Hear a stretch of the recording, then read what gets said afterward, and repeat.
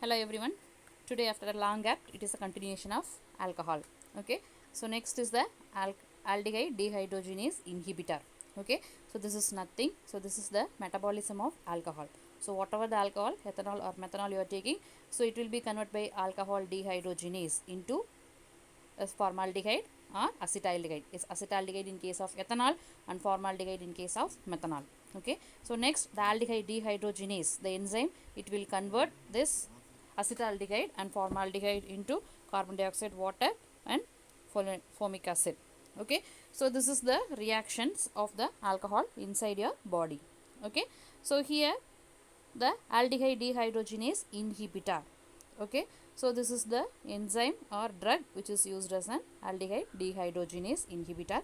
So the disulfiram, it inhibits the enzyme aldehyde dehydrogenase probably after conversion into its active metabolites, that is acetaldehyde or formic acid or formaldehyde. So when alcohol is ingested after taking disulfiram, the concentration of acetaldehyde in the tissues and blood will rise and a number of highly distressing symptoms, that is unwanted symptoms, so it will be produced. So what all they produce means it will produce flushing, burning sensation, throbbing headache, that is severe headache, perspiration, over sweating, uneasiness, tightness in the chest region, dizziness, vomiting, visual disturbances, mental confusion, postural fainting and circulatory collapse will occur.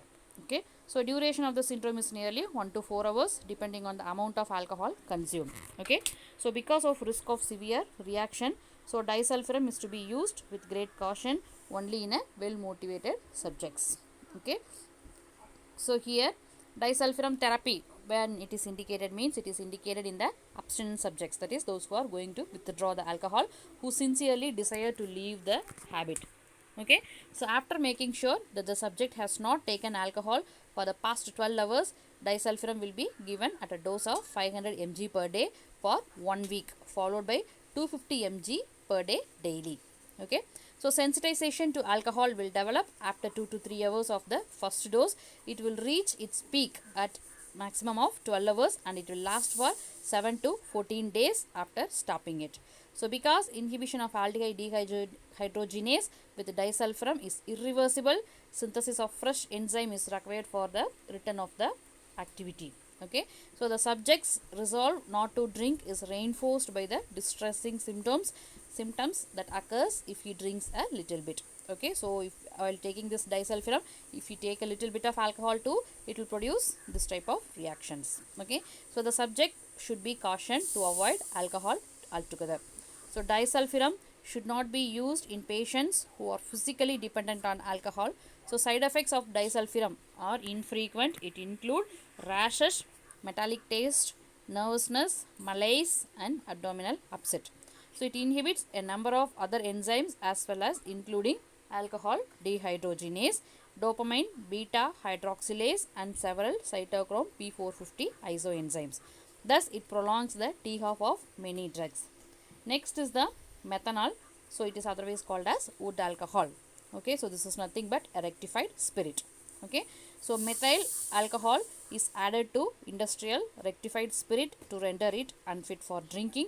It is only to toxicological importance. So mixing of methylated spirit with alcoholic beverages by bottlers or other inadvertent ingestion results in methanol poisoning. Okay.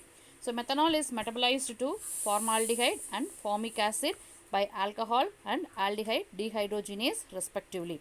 So like ethanol, metabolism of methanol also follows zero order kinetics and T-half is nearly 20 to 60 hours has been measured.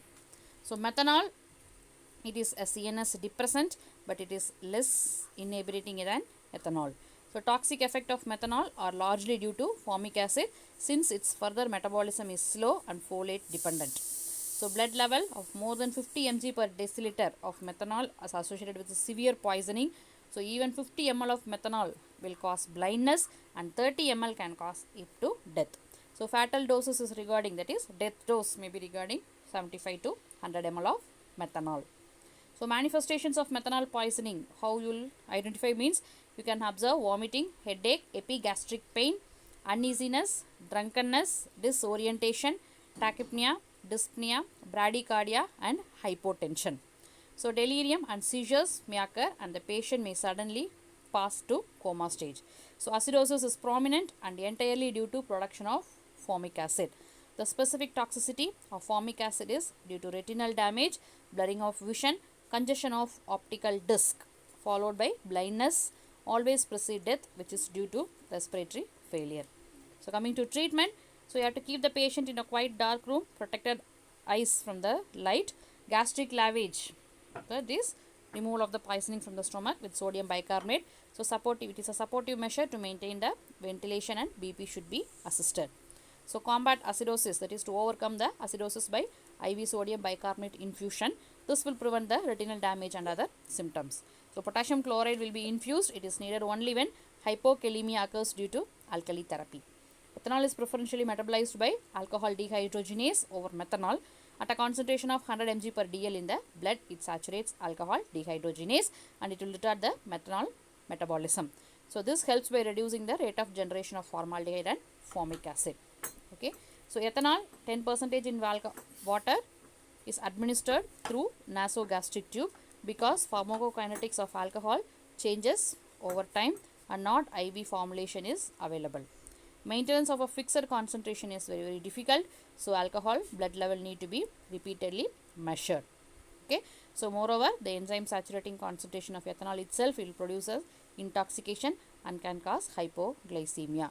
So use of ethanol for this purpose of methanol poisoning is nowadays becoming a very tricky one. Next, hemodialysis can be done. So it will clear the methanol as well as it will speed up the recovery of the patient. The next, fomepizole. So that is 4-methylpyrazole. It is a specific inhibitor of alcohol dehydrogenase and the drug of choice for methanol poisoning by retarding its metabolism. Next is the folate therapy.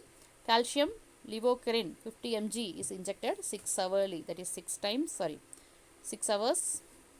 Once it has been shown to reduce blood folate levels by enhancing its oxidation. Okay. So this is the regarding alcohol and we have completed this alcohol. So remaining we can see in the next class. Take care. Bye bye.